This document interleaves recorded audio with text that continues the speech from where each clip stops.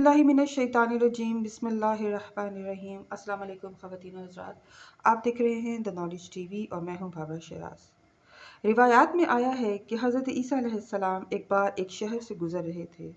वहां लोगों को देखा कि उनके चेहरे जर्द और आंखें नीली हैं।